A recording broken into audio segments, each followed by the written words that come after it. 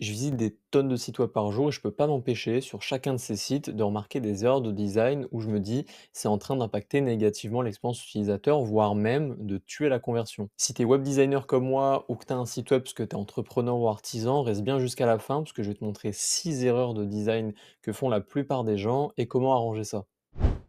Donc, on se retrouve sur Framer. Framer, c'est un outil no-code que j'utilise pour créer mes sites web. Je vous mettrai un lien en description pour que vous puissiez aller tester l'outil. Donc on commence avec la première erreur. La première erreur, c'est une erreur que je vois sur beaucoup de sites, qui est une des erreurs de base dans le web design, enfin un des premiers trucs qu'on apprend. Ça se situe dans le héros du site. Alors là, une petite section vite fait, mais le héros du site, ce qu'on appelle le héros, c'est la section qui se trouve tout en haut du site. Par exemple, on va sur n'importe quel site, je sais pas moi, Apple. Voilà, bah, le héros, ça va être, c'est un très mauvais exemple que je viens de donner. Voilà, le héros du site, ça va être ça. Tout simplement avec, voilà, soit le dernier iPhone ou alors votre service, principal et cetera. Le truc qui donne envie et qui fait comprendre aux visiteurs, pardon, ce que vous faites et ce que vous vendez. Je vois beaucoup de gens doubler le call to action. Le call to action, c'est le bouton du style, bah, typiquement Apple, là, c'est acheter, par exemple, ou non, là, c'est en savoir plus, voilà, mais le call to action serait acheter dans la plupart des boutiques e-commerce. Je le vois le doubler, voilà, hein, je le vois dans la navbar et je le vois dans le héros. Donc ouais, c'est une erreur que vont faire beaucoup de gens parce qu'ils vont avoir tendance à se dire, bah, plus il y a de boutons, plus ça va pousser le visiteur à cliquer. En fait, ça fait l'effet inverse, plus il y a de boutons, plus c'est difficile de faire un choix. Heu, Typiquement, là vous voyez que, bah, il y a un seul bouton à acheter. Il y a un petit je vois un petit truc ici, mais voilà, c'est pour une autre type de call to action. C'est pour autre chose. Donc voilà, il faut avoir un seul bouton, et faire simple. Donc ce que vous pouvez faire, c'est soit avoir un bouton dans le héros, et quand la section disparaît, bah, dans la navbar en haut là, on retrouve, il y a ce bouton-là qui apparaît, mais je veux pas avoir sur des sites web 2 boutons, 2 call to action sur le même écran en même temps. Pour la deuxième erreur, pareil, c'est une erreur que, font beaucoup de gens au niveau des boutons, c'est donner à 2 boutons, enfin qui ont 2 utilités distinctes, le même visuel. Il faut que vous ayez un bouton principal et un bouton secondaire. Bah, on va retourner sur le site d'Apple.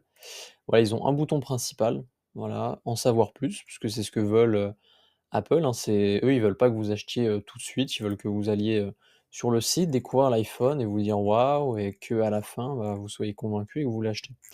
C'est un parti pris, ils sont assez intelligents de faire ça. Ils ont un bouton secondaire pour acheter directement l'iPhone, pour ceux qui sont sûrs déjà de leur achat. Hem Et voilà, et vous voyez qu'il a un fond blanc, en fait, il est plus discret.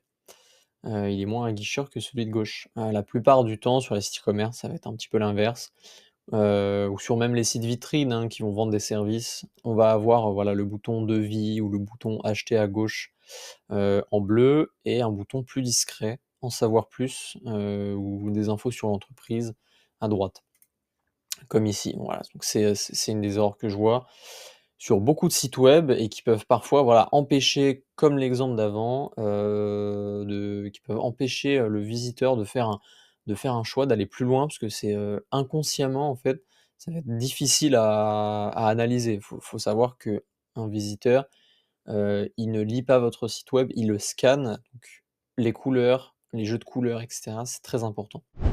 Pour la troisième erreur, c'est une erreur de lisibilité. Alors ça va souvent être des erreurs de lisibilité, hein, que je vais vous montrer là. Bah, pareil, c'est une erreur que je vois beaucoup, c'est des gens qui vont mettre le titre et la description de la même couleur. Ça facilite pas, la lecture aux visiteurs, si vous voyez ce que je veux dire. Là, typiquement à gauche, on n'a pas envie de lire. Ça vient pas comme ça, en fait. Si vraiment on est intéressé, on va le lire bien évidemment, mais si on est juste curieux, on va pas se casser la tête à lire. C'est pas pratique et en plus, ça met pas en valeur le titre parce que voilà, même quelqu'un qui est intéressé, il va essentiellement lire le titre qui l'intéresse, il va scanner comme ça, il va voir le titre, de la fonctionnalité qui l'intéresse par exemple, de ce qu'il cherche, particulièrement et il va lire la description et bah, là, ça facilite pas en fait la lecture du titre. Là à droite, on a une description qui se fond beaucoup plus dans le site, qui est plus discrète. On a pris en fait du noir et on l'a mis en opacité, 75 pour qu'il soit plus discret, pour qu'il se fonde plus, pour qu'il fasse plus une couleur, un peu grisâtre et voilà, là vraiment le nom du site web ressort. Toujours dans une erreur de lisibilité, c'est l'espacement. Je vois beaucoup de gens mettre, les titres, les sous-titres, les images ou les boutons un petit peu n'importe comment. Faut bien faire gaffe à gérer l'espacement et quand il y a du texte, vraiment arriver à séparer le texte de l'image. Là, on a le même espacement, vous voyez en fait là je suis dans une framer et en fait on a gap donc de 10 et on a le même espacement entre le titre, le sous-titre et l'image et même on a un effet que, le sous-titre est plus proche de l'image que du titre. Bah, ça pareil, ça facilite pas la lisibilité. On veut séparer le texte des images, pour que ce soit plus facile à scanner pour le visiteur et donc on va séparer, voilà, on va mettre plus d'espace. Donc typiquement là, j'ai mis plus d'espace, entre, l'image et le texte. J'ai mis un gap de 35 et entre les 2 j'ai mis un gap de hop là, j'ai mis un gap de 10, voilà. Et j'ai fait le même exemple avec un bouton, c'est voilà, tout simplement. Je pense qu'on peut trouver un petit peu la même chose sur le site d'Apple. Voilà, typiquement, là, on a un titre avec un sous-titre. Ils sont beaucoup plus rapprochés, que le titre et l'image et c'est volontaire. Et oui, là, j'ai mis un exemple où l'image elle est au-dessus, enfin l'image elle est en dessous, mais ça peut tout à fait être la même chose avec l'image au-dessus. Voilà, typiquement, là, voilà, on a le titre, on a le call to action et en dessous, voilà, avec beaucoup plus d'espace, on a l'image. Le site d'Apple, c'est vraiment une référence en termes de web design, c'est ultra bien fait, tout est bien pensé et bien optimisé. Donc si vous voulez, voilà, vous exercer que vous voulez vous inspirer de certaines choses et comprendre un petit peu comment fonctionne un site et ce qui marche dans un site, vous pouvez aller sur celui d'Apple, c'est vraiment une référence, il est exceptionnel. L'avant-dernière erreur, c'est une erreur d'utilisation des couleurs. Hem, les gens qui vont pas s'y connaître, ou qui débutent dans le web design ou qui font leur site eux-mêmes, ils ont tendance à se dire: «Ah ouais, je veux des couleurs flashy, voilà, moi, ma marque, le logo, il est rouge, donc je veux du rouge partout». Et ce qu'il faut faire gaffe, c'est que, hem, les gens aiment bien les sites plutôt sobres. On peut faire des trucs colorés, mais il faut vraiment que ça respecte, parfaitement une certaine direction artistique. Et souvent, ça va être des web designers très expérimentés qui vont arriver à maîtriser correctement, l'utilisation de certaines couleurs vives.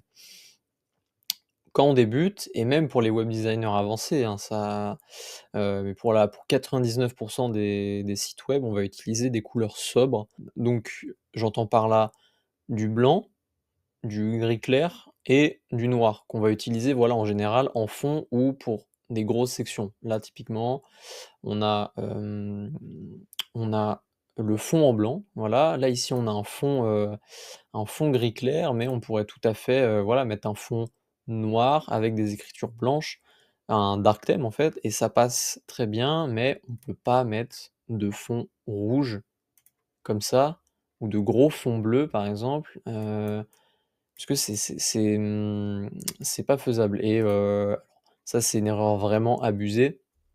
J'ai pas vu de site web, avoir des gros fonds rouges comme ça, mais par exemple, j'ai vu, ouais, des sites web qui mettaient des titres de couleurs ou ou des grosses sections comme ça en rouge et ça, c'est pas bon. À la limite, ce que vous pouvez faire, c'est avoir une couleur un peu plus pastel et qui se fond un peu plus, mais voilà, c'est pas du rouge, quoi, c'est plus proche du rose, Mais voilà, avoir des couleurs un petit peu pastel, ça passerait bien ou à la grande limite, une des couleurs sobres, enfin, ce que je pourrais compter comme couleur sobre, c'est du bleu. Voilà, quelque chose comme ça. Le bleu, c'est pas très agressif, c'est assez familier, donc ça passe bien. Mais voilà, on va regarder les couleurs vives pour les petits logos, ou éventuellement les boutons. Quand par exemple, voilà, c'est l'ADA, vous avez un logo rouge, vous voulez faire un petit rappel de rouge, et bah, vous le gardez pour uniquement des petits détails. Si on va sur le site d'Apple, eux, c'est ultra sobre, c'est du blanc. Là, on a vraiment du blanc en haut, là, on a du gris clair, on a du gris un petit peu moins clair et là, on a des sections donc noir, du fond noir avec du blanc, fond blanc avec des couleurs en noir. Pour les détails, on a du bleu, ce qui est pas très, comme je vous dis, qui est pas très agressif, mais on va pas avoir d'autres couleurs. Là, on va être sur un site ultra sobre et si par exemple, on va sur, n'importe quel autre site web, bah, voilà, on va rester sur des couleurs sobres, donc fond blanc, écriture noire, des boutons, bleus et bleu clair et on va avoir des sections avec des couleurs, pastel, comme je l'ai dit tout à l'heure.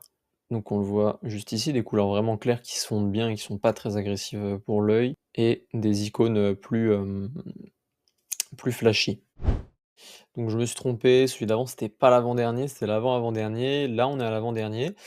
Une erreur que je vois, sur les, ombres, alors souvent, le cas de figure classique, on arrive sur un outil pour créer des sites web, on découvre et on voit plein de fonctionnalités, notamment, mettre des ombres et là, en fait, on veut utiliser toutes les fonctionnalités, on veut exploiter, en fait, tout ce qu'on peut faire avec l'outil, pardon et on va cliquer sur ombre, on va mettre une ombre n'importe comment. Alors les ombres, c'est très intéressant les ombres dans un design, ça permet de créer du relief, mais quand c'est trop, ça rend le design vraiment cheap et quand on veut quelque chose une im rendre, enfin renvoyer une image plutôt premium, souvent ça dessert.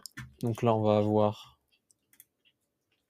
avoir une ombre, noire, voilà, noir foncé vraiment, bien agressive et moi ce que je fais quand j'ai un fond blanc comme ça, en couleur, je mets alors plutôt sur le côté, voilà, ça donne un effet un peu plus 3D, un peu plus relief.